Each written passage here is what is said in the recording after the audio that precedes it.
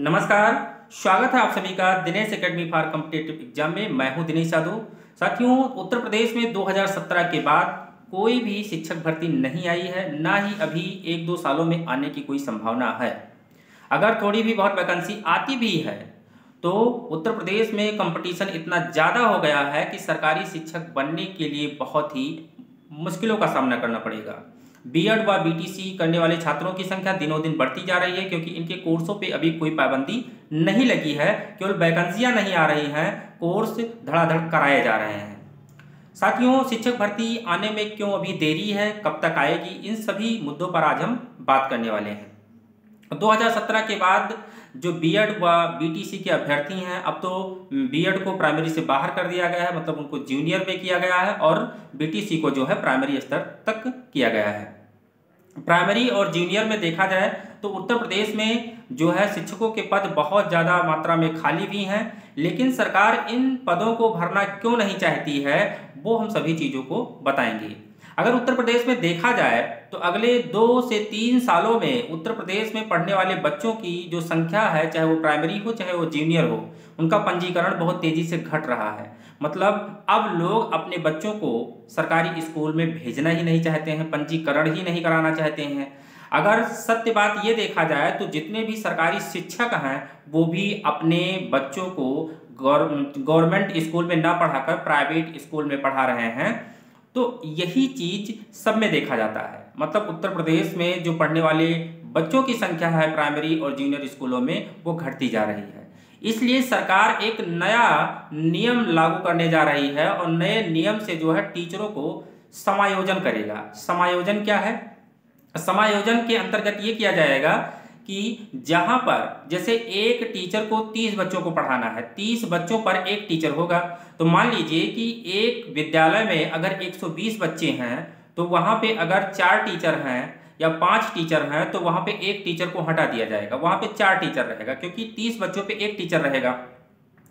एक टीचर को हटा के दूसरे स्कूलों में जहां पे मान लीजिए कि 150 बच्चे हैं, वहां पे 5 टीचर का जरूरत है, तो वहां पे जो है एक टीचर को ले जाके वहां पे कर दिया जाएगा। यही समायोजन की प्रक्रिया होगी। सरकार इस पे जो है सभी जो है विद्यालयों का डाटा लेना स्टार्ट कर दिया गया है, सभी से ब्यौरा मांगा गया है। जो सूचनाएं मिल रही हैं, जो समायोजन की तैयारी चल रही है, लोकसभा 2024 के चुनाव के बाद यह प्रक्रिया आपको संभवतः देखने को मिल सकती है कि समायोजन जल्दी से जल्द किया जाएगा। जहां पे टीचरों की कमी है, जहां पे बच्चों की जो है संख्या कम है, वहां से टीचरों को हटा के जहां पे बच्चों की संख्या ज़्यादा है वहां पे उन टीचरों का ट्रांसफर कर दिया जाएगा। यही समायोजन के अंतर्गत जितने भी प्राइमरी व जूनियर के विद्यालय हैं जहाँ पे टीचरों की संख्या कम है, वहाँ पे पद सृजित कर लिए जाएंगे। हमने बताया कि टीचर के मानक के अनुसार बच्चों की संख्या कम है। अगर बच्चों को देखा जाए तो पढ़ने नहीं जाते हैं, वहाँ पे वो खिचड़ी खाने जाते हैं, केवल मिड डे मील के लिए ही जाते हैं। उनका मेन पर्पज होता है खाना। पढ़ाई के नाम पे अब सरकारी स्कूलों में बच्चे जाना ही नहीं चाहते हैं। अब दूसरी बात हम ये करेंगे कि जो अब मान लीजिए कोई वैकेंसी आती भी है तो कंपटीशन बहुत बड़ा होगा, चाहे वो जूनियर में वैकेंसी आए चाहे वो प्राइमरी में आए, क्योंकि बीएड व बीटीसी करने वालों की संख्या लगभग 40 लाख के ऊपर हो गई है। टेट का पेपर अभी नहीं हुआ है। जिस दिन टेट का पेपर होगा उस दिन लगभग 30 लाख बच्चे जो है उत्तर प्रदेश में बैठ के पेपर देंगे।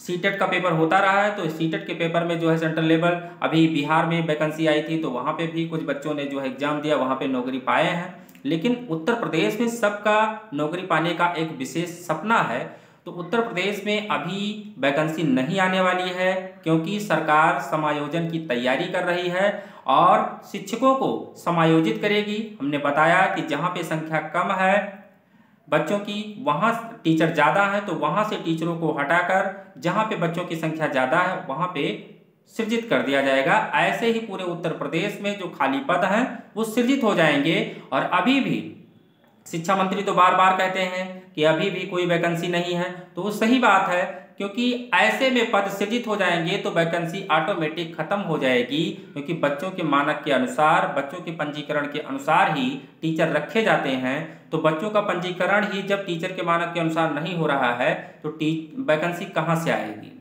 तो इसमें सबसे बड़ी गलती जो है सरकार की है और यहाँ पे लोगों के भी है कि लोग अब सरकारी स्कूलों में बच्चों को पढ़ाना नहीं चाहते हैं, इसलिए जो युवा वर्ग है उनका भविष्य खतरे में नजर आ रहा है।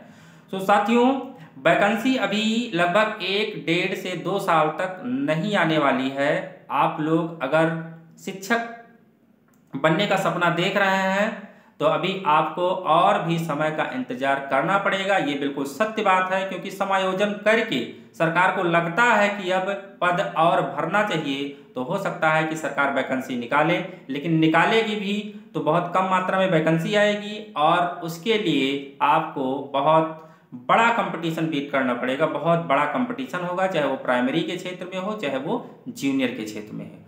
तो साथियों, आज ये इतना ही सूचनाएं हमको जो मिली थी हमने आपको बताया। कोई और सूचना मिलती है तो हम आपको तुरंत शेयर करेंगे। जुड़े रहिए हमारे साथ। धन्यवाद।